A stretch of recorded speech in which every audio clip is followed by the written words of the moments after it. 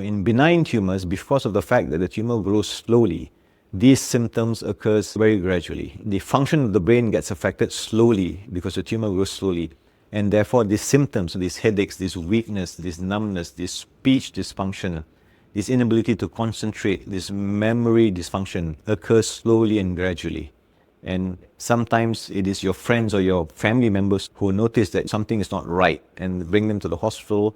And by the time we run tests and investigations, we find a tumour which is very large. And that's because the tumour has grown slowly, so the symptoms occur very slowly and subtly, and you can almost not even notice it. This is quite the opposite for malignant tumours or cancerous tumours, because cancerous tumours grow very rapidly. So the damage, the destruction, the symptoms, they occur very quickly. One of the most common symptoms of cancerous tumours is seizures. And because the tumour has grown rapidly, the tumour can cause a lot of swelling within the brain, and certain tumours actually cause bleeding. So when that occurs, it occurs suddenly, and these patients will end up having a first episode or an acute episode of seizure, and that's when they come to the hospital. Some patients have blackout episodes. They become unconscious following a severe headache.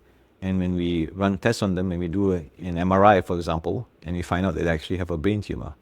So the point here that I'm trying to emphasize when it comes to brain tumour symptoms, the symptoms occur subtly, very slow, almost easy to not even notice it or easy to ignore it. Headaches is there at all times, and headaches alone does not mean you have a brain tumour. But if you have headaches with those symptoms that I've just described, headaches that never goes away, headaches that occurs in the morning, headaches that just keeps getting worse from day to day, headaches that cause vision problems, weakness, numbness in your limbs, unsteadiness when walking, loss of bowel and bladder control. These are the symptoms that should not be ignored. And you should come to the hospital to get yourself checked out.